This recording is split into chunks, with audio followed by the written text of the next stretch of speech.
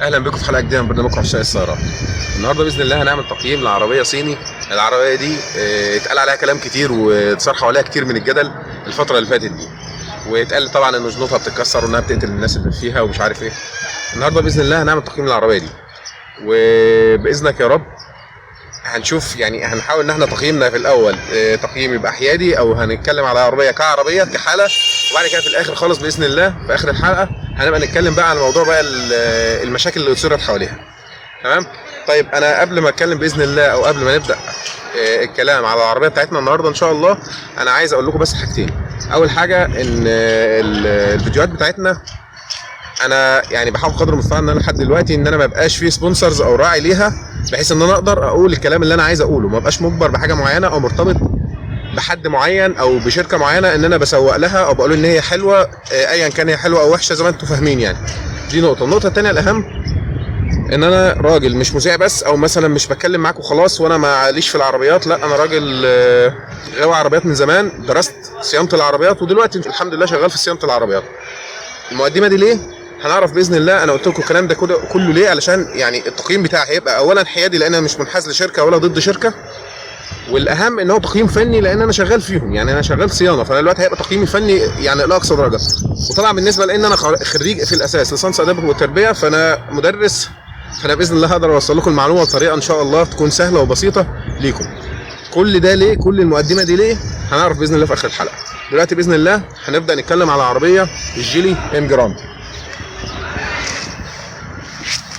العربيه طبعا شركه جيلي الصيني اللي زي ما احنا عارفين الفتره اللي فاتت اشترت شركه فولفو السويدي، ما اعرفش ازاي بس هو ده حصل يعني. العربيه زي ما احنا شايفين جايه بابعاد طول 4 متر 36 وعرض متر 79 وارتفاع متر 47. ابعادها حلوه والعربيه شكلها مميز، والاحلى حاجه فيها انها جت في شكل جديد، يعني ما خدتش حاجه من حد كشكل خارجي، بعكس عفشتها وموتورها اللي تقريبا يعتبر نسخه من التويوتا كرولا 2007. وده كان يعني انا شايف ان هو ده كان نقطه لصالحها مش ضدها. تمام. وزن العربيه 1280 كيلو وده وزن كويس. سعه الشنطه بتاعتها 680 لتر وخزان وقود 50 لتر. طبعا العربيه بتنزل باثنين مفتاح ريموت. تمام. الشنطه بتاعتها بتفتح من ريموت، وشنطتها زي ما احنا شايفين شنطه واسعه شايله حاجات كتير اهوت. صحيح الارتفاع بتاع حافه التحميل بتاعها عالي، تضايق في الطلوع والنزول وانت بتدخل حاجه بتشيلها بتتعبك وانت بتدخل وتخرج، ولكن هي في النهايه شنطه كبيره واسعه كويسه زي ما احنا شايفين. فينا تغليف اهوت للشنطه. طبعا العربيه جايه بكماليات كتير بقى، حساسات ركن، فرش جلد.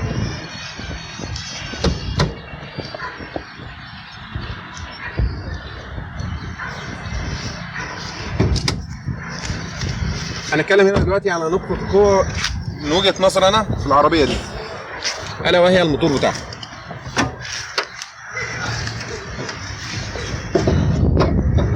الموتور بتاعها اللي زي ما احنا شايفين مكتوب عليه جي باور سي في في تي، اللي هو كونتينوس فارابل فالف تايمنج، 16 فالف اللي هو 16 صباب 2 كامة 1500 سي سي. الموتور ده هنقدر نعتبره نسخه من موتور التويوتا كرولا ال 2007 برضه، نفس الشكل تحديدا، نفس المواصفات، نفس كل حاجه. تمام.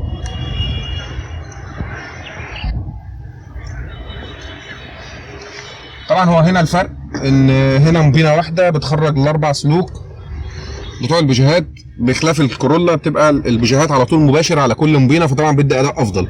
وطبعا موتور الكورولا بيبقى 1600 ده 1500، الا ان التصميم يعتبر متاخد من كورولا قلبا وقالبا يعني. ده الموتور. طبعا هي بتنزل بفتيس مانوال في مصر، تنزل موتور 1500 زي ما قلنا، 140 نيوتن و107 حصان. تمام. السرعه القصوى بتاعتها في البروشر 165، الا ان انا مشبهها 180 كيلو بتجيبهم يعني، ومن 0 ل 100 في 13 ثانيه. وده طبعا تقريبا المتاح في كل العربيات في الفئه دي، اللي هو القيمه دي من 0 ل 100 في 13 ثانيه، بس طبعا دي مانوال فيعتبر الاداء بتاعها كويس. العربيه طبعا لو جينا نبص على العفشه بتاعتها،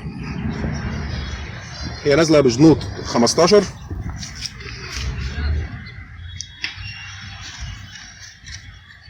205 65 15. طبعا العربيه نازله ماكفرسون امامي اللي هو تعليق مستقل، وخلفي تورشن بيم نفس عفشه التويوتا كرولا تحديدا، وكل قطع غيارها، ودي ميزه لصالحها قوي ان كل قطع غيار العفشه بيركب مكانها عفشه التويوتا كرولا اللي بيقولوا عليها الجمل، اللي هو الشكل المميز قوي في الكرولا ده. تمام. طبعا العربيه نازله بشويه كماليات حلوه لما نيجي نبص عليها باذن الله من هنا. اول حاجه هنشوف الطاره اللي هي الرباعيه الازرع، بيتوسطها العلامه بتاعت جيلي اللي هي تقريبا متاخده من كاديلاك الامريكي. تمام. زي ما احنا شايفين العدادات اضاءتها شكلها جميل قوي، زرقاء بحمراء، هي بسيطه يعني، وفيها كمبيوتر اعطال في النص بيقيس التريب. تمام. هنا المفاتيح بتاع فتح الشنطه، بتاع الانذار بتاعها، بتاع الشوابير الامامي والخلفي، والتحكم هنا الشوابير قصدي الامامي، وهنا التحكم في ارتفاع الاضاءه. تمام. العربيه طبعا جايه انذار ريموت سنتر.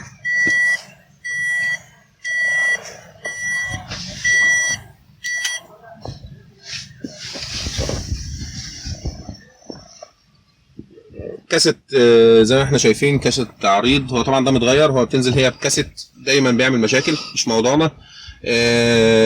طبعا تكييف تاتش، تكييفها كويس معقول، طبعا تكييفاتي كويسه. زي ما احنا شايفين الفتيس له اطار نيكل، الدراع بتاعته حتى فيه نيكل، في مقبس هنا ال 12 فولت لخروج 12 فولت كهرباء. طبعا هي جايه بست سماعات اللي هم 4 سماعات و2 تويتر زي ما احنا شايفين اللي هم في الباب هنا جنب المقبض ده. تمام. تنزل فرش جلد. الصالون يعتبر صالون واسع لان على قاعده عجلات 2 متر 65، فده بيدي لك صالون واسع يعني، صالون حلو. والكنبه اللي ورا طبعا زي ما احنا فاهمين انها بتتقفل، فبتوفر معاك مساحه كمان في الشنطه كبيره.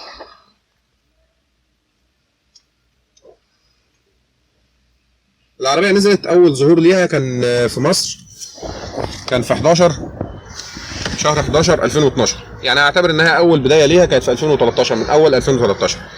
النهارده في 2016 او في اواخر 2016 العربيه كانت بادئه من سعر 76000 جنيه وصلت ل 116000 جنيه، يعني نقدر نقول ان هي زادت بنسبه 50% زياده في 3 سنين.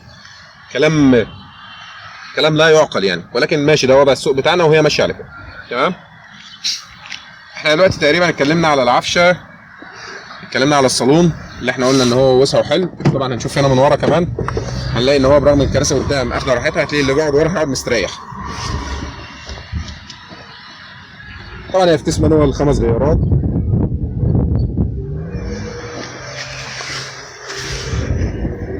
مرايات فيها مرايات تعتيم، فيها سخانات الله اكبر الله اكبر. طبعا فيها 2 ايرباج، وفيها سنسور الخلف اللي احنا قلنا عليه.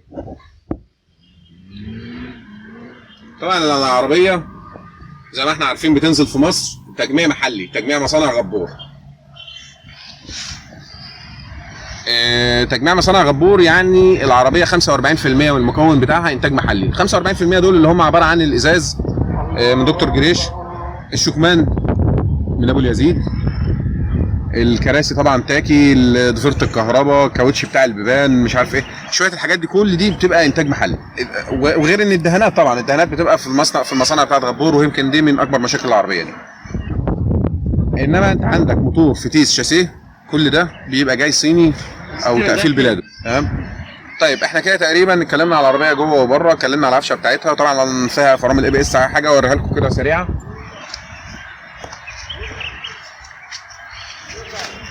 اي عربيه وانت بتبص في الغرفه بتاعتها، اي عربيه عايز تبص الغرفه بتاعتها تعرف اذا كان فيها ABS ولا لا، هتبص على الماستر بتاع الفرامل ده، اللي قربة الفرامل اهي، الماستر بتاع الفرامل بص عليه، المواسير دي خارجه رايحه العجله على طول مباشره ولا في الجهاز ده.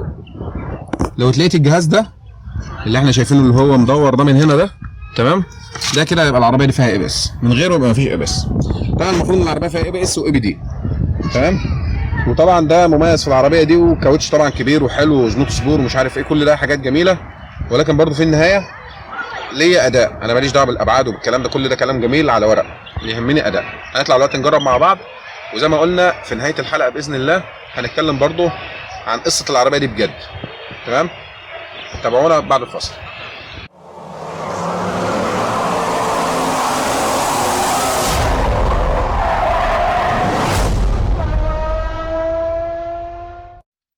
تعالى نجرب دلوقتي باذن الله العربيه مع بعض زي ما احنا متعودين عشان نشوف ادائها ايه، اخبارها على الطريق. الموتور صوته مسموع لحد ما جوه العربيه، تمام. هنطلع نجربها اول في مكسر زي ما احنا متعودين.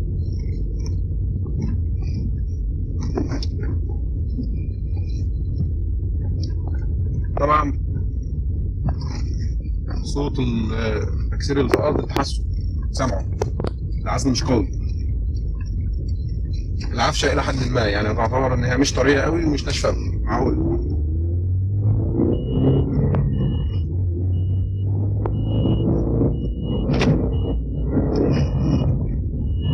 طبعا ده التجميع بتاع اي موتور في الفئه دي، اللي هو التجميع اللي هو التعبان.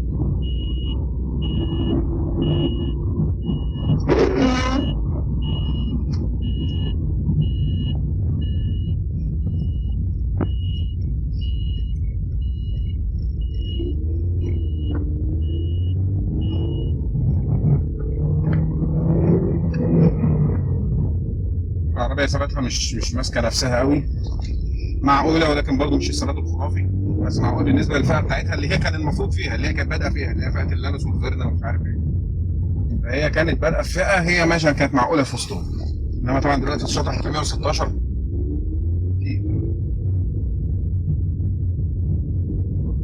هنجرب الفرامل مع بعض.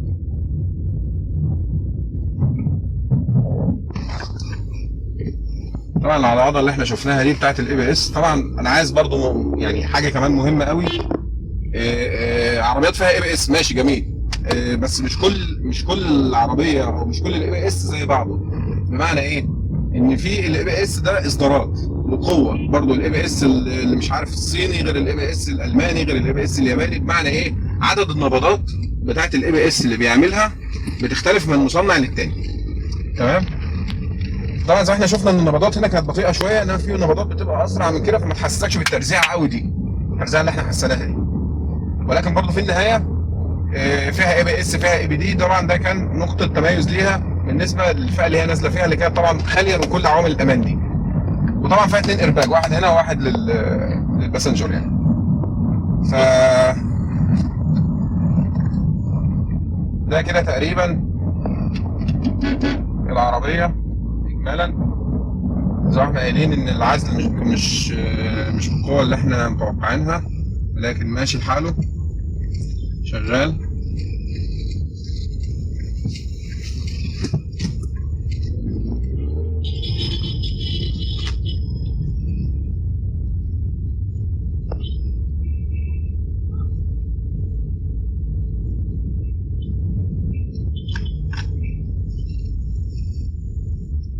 طبعا احنا كده دلوقتي يعتبر قيمنا العربيه. هننتقل طبعا للجزء الاخير باذن الله اللي احنا قلنا هنتكلم فيه، اللي احنا قلنا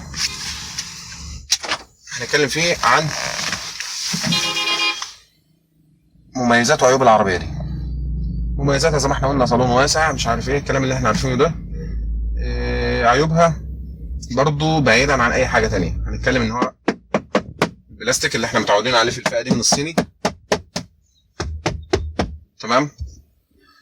هنتكلم طبعا عن الفروقات بقى بتاعت الابواب والفروقات بتاعت الشنطه ومش عارف ايه اللي هي مش مظبطه قوي، فروقات الفوانيس مع جسم العربيه مش عارف ايه اللي هو ايه التجميع المصري ده، اللي هو التكات اللي هي الصغيره دي اللي هي ممكن تتلم بس هي ما بتتلمش، تمام. طيب دي الحاجات كعربيه.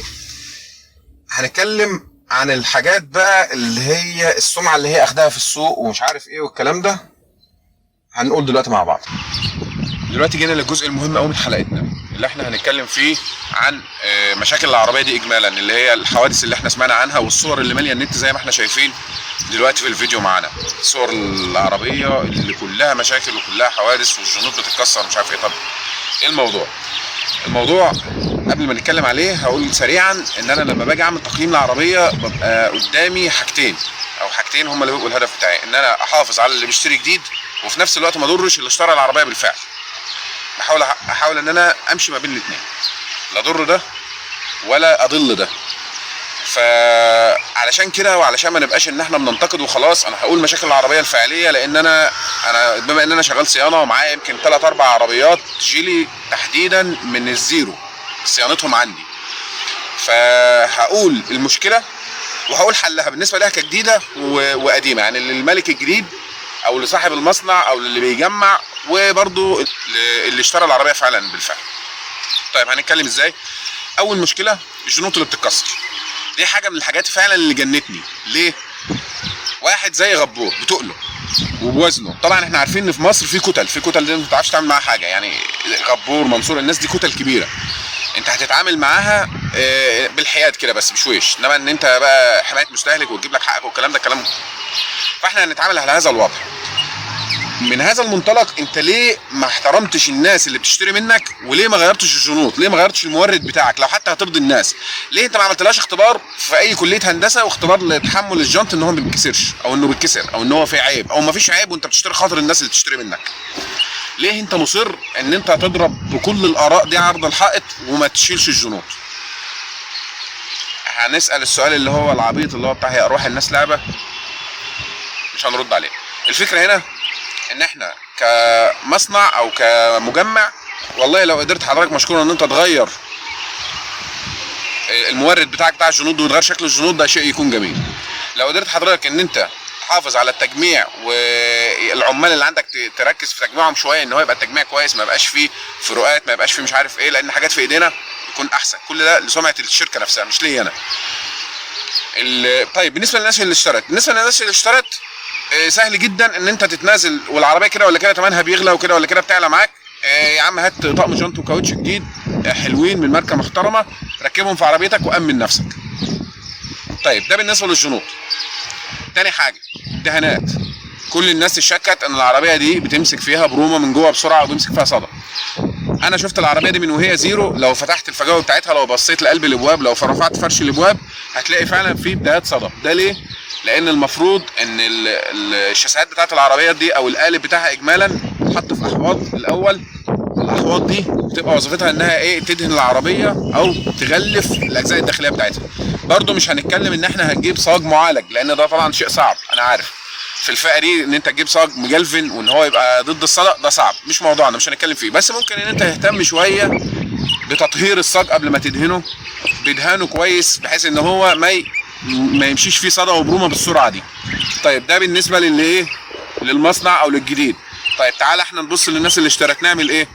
يمكن من حوالي 6 سنين او اكتر كنت انا عامل موضوع عن عزل العربيه اسمه المفيد في عزل السياره الاكيد، لو دخلت على جوجل هتلاقيه في اكتر من منتدى، يعني خش اتفرج عليه، هتلاقي فيه طريقه عزل العربيه بالكامل، ان انت ازاي تخلي العربيه اداء الصوت بتاعها افضل، وان انت ما تسمعش فيها اصوات، وان انت بنفس الوقت تحافظ على الصاج بتاعها ان هو ما يمشيش فيه برومه. فممكن حضراتكم تبحثوا عليه كده على الجوجل وهتلاقوه واتفرجوا عليه، هيفرق معاكم لو نفذتوه طبعا.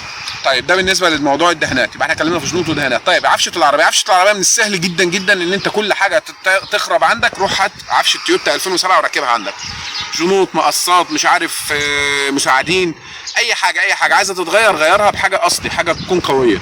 بالنسبه للمصنع قدرت برضو ان انت تعمل تورد حاجات افضل، تجيب من موردين افضل، يكون حاجه اقوى شويه، ماشي الحال، كله ليك. الفكره ايه تاني؟ الكاسيت بتاعها طبعا ان هو بيعيب وبيعطل بعد فتره ومش عارف ايه والكلام ده، برده كلام هايف. ممكن انت تجيب لك اي كاسيت تحط فيها وخلاص، مش مشكله. اغلب الناس بتروح جايبه الكاسيت تاتش اللي هو الصيني الجديد ده، بيبقى شكله جميل ووظايفه حلوه وصوته حلو وخلاص ومع السلامه. دي يمكن الحاجات الاساسيه او النقط الاساسيه او العيوب اللي في العربيه دي. تمام. القصه كلها في ايد غبور كالعربيه في مصر. ممكن ان انت تعالج الحاجات دي، ممكن لمصلحتك انت، ممكن انت يعني انت تسويقيا ناجح. طيب زود النجاح ده باهتمامك بالعميل شويه. حته ان طبعا التوكيل بتاعها بقى عليه ضغط شديد قوي، لان هي على العربيه باعت كتير، فحته الصيانات بتاعتها في التوكيل هرجع واقول لكم برده الصيانات العربيه مش صعبه، لان العربيه زي ما قلنا ان هي نسخه من التويوتا كرولر 2007، فصيانتها مش صعبه. هتعمل صيانتها عند اي حد، سيرفيس عند اي حد، العربيه مش حاجه تعجيزيه، يعني عربيه بسيطه وسهله وجميله. في النهايه العربيه مش وحشه، صفقه تعتبر معقوله بالنسبه لان هي سعرها عالي قوي، انما كانت بدايتها كانت صفقه حلوه طبعا، بالنسبه لان عوامل الامان اللي فيها شغلها. انا سافرت العربيه معقوله، استهلاكها في البنزين حلو، احسن من العربيات الثانيه كتير، ثباتها معقول لحد مثلا 140 ماشي الحال. ففي النهايه القرار ليك. اتمنى ان انا اكون وصلت لكم الفكره كامله، واتمنى ان باذن الله اشوفكم على خير المره الجايه. طبعا العربيه اللي هتحتاجوا نعمل لها تقييم المره الجايه، واللي تحبوا تعملوا لها تقييم اكتبوا لي اسمها في التعليقات واللي عنده اي استفسار أنا تحت امركم، اكتبوا لي في التعليقات باذن الله. اشوفكم على خير.